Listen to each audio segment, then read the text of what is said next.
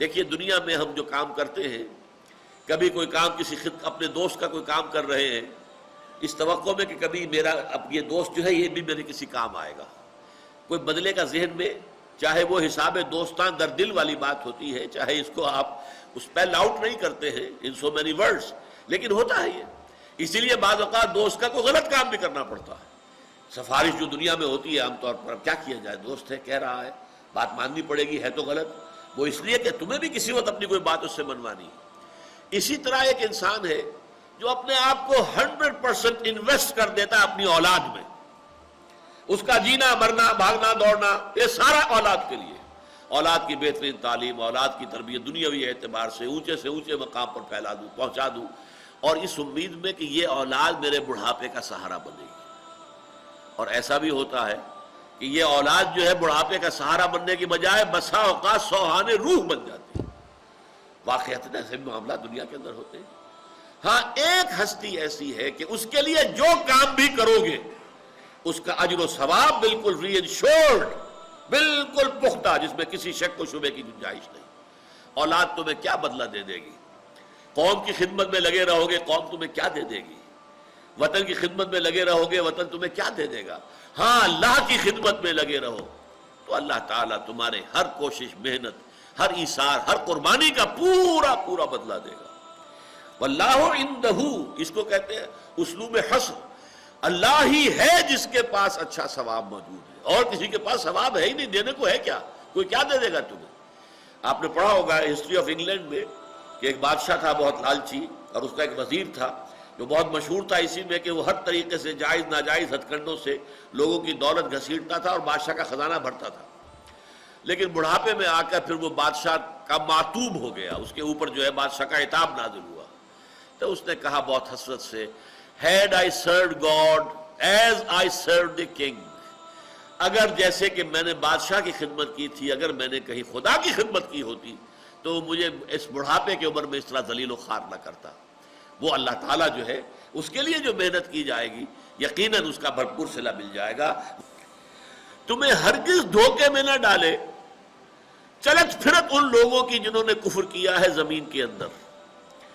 ہوتا کیا ہے، اب دیکھیے مکی دور دیکھیے، مسلمان اللہ کے ماننے والے رسول کے دامن سے وابستہ مارے جا رہے ہیں، پیٹے جا رہے ہیں، بھوکے رکھے جا رہے ہیں، اور کفار بدماش اور وہ مشرکین دلدلاتے پھر رہے ہیں، ان کی جو ہے عیش ہو رہے ہیں، بہترین کھا رہے ہیں.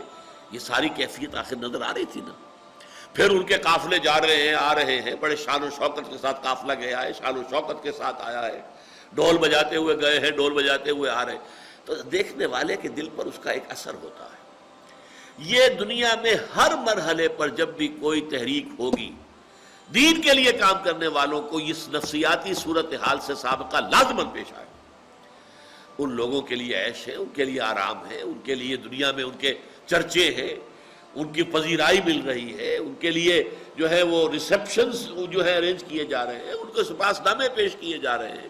یہ چلت پھرت، یہ عیاب و ذہاب، یہ رونقیں، یہ ان کے اندر جو شان و شوکت کے مظاہر نظر آتے ہیں، اس سے نفسیاتی طور پر جو انسان پر اثر پڑتا ہے اس کا جواب ہے یہ آیت.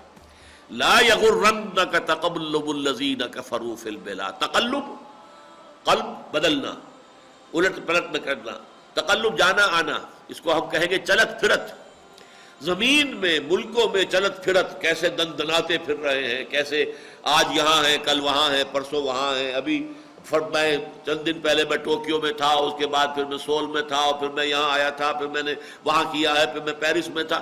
آپ کو ایسے لوگ ملیں گے جو بیٹھے ہوئے گفتگو کر رہے ہیں، معلوم ہوتا ہے ان کا ایک پاؤں یہاں ہے، ایک ویسٹ میں ہے، ایک ایسٹ میں ہے تو ایک ویسٹ میں ہے. یہ ساری صورتحال، کاروبار ہیں پھیلے ہوئے ہیں، وہاں بھی ہیں یہاں بھی ہے، ہانگ کانگ میں بھی ہے، دبئی میں بھی ہے، اور بھی جگہ پر ہے، پاکستان میں بھی ہے، نہ معلوم کہاں کہاں ہے. یہ ساری چلت پھرت جو ہے، تو جو اللہ کے دین کے خادم ہیں، جنہوں نے اپنے آپ کو اس کام میں لگایا ہے، ان کے دل پر اس کا کوئی منفی اثر نہیں پڑنا چاہیے. یہ ہے اصل اس آیت کا حاصل. لا یغرنک تقلب الذین کفروا فی البلاد. تمہیں دھوکے میں نہ ڈال دے. یہ ان کافروں کی دنیا میں ملکوں کے اندر چلت پھرت، عیاب و ذہاب جو ہے، آنا جانا، شان و شوکت، اس کی وجہ سے دھوکہ نہ کھا جانا. متاع قلیل، یہ بہت ہی تھوڑی سی دیر کے لیے بہت ہی حقیر سا برتنے کا سامان ہے. یہ زندگی ہے کیا؟ کتنی ہے؟ کتنی لمبی ہے؟ آج مرے کل جنگ پر لو، کیا پتا ہے، بات ختم ہو جائے گی. یہ ساری چمک دمک، یہ ساری جو ہے چلت پھرت، یہ شوق، یہ سارا کا سارا جو بھی ہے ان کا، یہ کیا ہے؟ عارضی چند دنوں کی یہ چلت پھرت ہے. متاع قلیل ثم مأواہم جہنم، پھر ان کا ٹھکانہ جو ہے وہ جہنم ہے. وبئس المہاد، اور وہ بہت ہی برا بستر ہے، بہت ہی برا ٹھکانہ ہے. یہ بھی ایک، جیسا کہ میں نے عرض کیا، دین کے لیے کام کرنے والے، فالذین ہاجروا واخرجوا من دیارہم واوذوا فی سبیلی وقاتلوا وقتلوا، جو لوگ بھی اس راہ پر چلنے والے ہیں ان لوگوں کے لیے ایک بہت بڑی نصیحت یہ ہے کہ تمہیں دیکھنا ہوگا، شان و شوکت ان کی ہوگی، دنیا میں بول بالے ان کے ہوں گے، ان کے جو ہے جلوس نکل رہے ہوں گے، ان کی طرف لوگوں کا رجحان ہوگا، لوگ جو ہے ان کے نعرے لگا رہے ہوں گے، ان کے زندہ باد کے نعرے فلک شگاف ہوں گے، سب دیکھو گے تمہیں دیکھنا پڑے گا. اس دیکھنے کے باوجود حق پر قائم رہنا. بدا الاسلام غریبا وسیعود کما بدا، اسلام جب شروع ہوا تب وہ اجنبی سا تھا، کوئی اس کا جاننے پہچاننے والا تھا ہی نہیں. اس کے بعد اسلام کے اندر جب قوت آ گئی تو پھر تو سب کے سبھی اس کے جاننے پہچاننے والے بن گئے. لیکن حضور نے فرمایا بہت جلد اسلام دوبارہ غریب ہو جائے گا.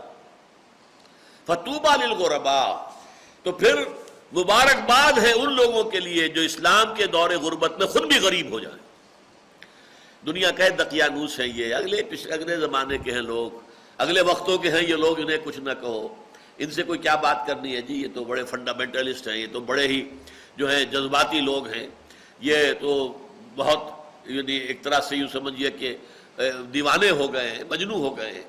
لیکن یہ سب کچھ سننا پڑے گا. لیکن الذین اتقوا ربہم، پھر دیکھیے وہی پوائنٹ آ گیا، وعدہ جو اللہ کا ہے اہل ایمان سے وہ اصل میں آخرت کا وعدہ ہے، دنیا کا وعدہ لازم نہیں ہے. بے شمار انبیاء گئے، دنیا میں کوئی کامیابی حاصل نہیں ہوئی. انبیاء کیا، اللہ کے بڑے بڑے رسول چلے گئے دنیا سے اور کوئی کامیابی حاصل نہیں ہوئی. حضرت عیسیٰ کو کون سی کامیابی حاصل ہوئی؟ اتنی عظیم شخصیت، عظیم ترین معجزات جن کو دیے گئے. روح اللہ، کلمۃ منہ، اللہ کا خاص کلمہ، اللہ کی خاص روح، ان کا مقام اور مرتبہ ذرا اندازہ کیجئے آپ. کیا کامیابی حاصل ہوئی؟ کچھ بھی نہیں. دنیا کی کامیابی کی کوئی گارنٹی نہیں ہے قطعاً. جو لوگ اس کو اپنا مقصود بنا لیتے ہیں وہ پھر گھبرا بھی جاتے ہیں، پھر فرسٹریشنز ہوتی ہیں، پھر ناکامی کی وجہ سے ڈپریشن آتی ہے. یہ کیا ہوا، میں کچھ نہیں کر سکا، میں نے اپنی زندگی لگا دی پوری، کچھ حاصل نہیں ہوا. اس کے نتیجے میں پھر انسان کے اعصاب جواب دے جاتے ہیں. یا یہ پھر ہوگا انسان پھر سوچتا ہے کہ سیدھے راستے سے نہیں ہو رہا، کسی ٹیڑھی انگلیوں سے گھی نکالوں، کوئی بائی ہک اور بائی کروک. جیسے کہ فٹ بالر جو ہے یا ہاکی کھیلنے والا جو ہے وہ اپنی بال کو کیری کرتا ہے، ادھر سے ادھر سے ادھر سے ادھر سے کہیں سے ہو کر نکل جاؤ، کامیابی حاصل ہونی چاہیے. بس یہ سب سے بڑا خناس ہے جو دماغ میں پیدا ہوتا ہے، جس سے تحریکیں برباد ہو کر رہ جاتی ہیں. بہت عرصے کی محنتیں اور کوششیں اور جد و جہد اور دن رات کی جو بھی محنت تھی، نتائج زیرو ہو جاتے ہیں صرف اس وجہ سے کہ آدمی دنیا کی کامیابی کے پیچھے پڑ کر اور اس کو بھی ایک معیار سمجھ لے. تو واقعہ یہ ہے کہ پھر اندیشہ ہے، یا شدید ڈپریشن، مایوسی، فرسٹریشن، انتہائی بددلی، اور یا یہ ہے کہ کوئی الٹا سیدھا کام کر کے اپنی ساری محنت کے اوپر پانی پھیر لینا.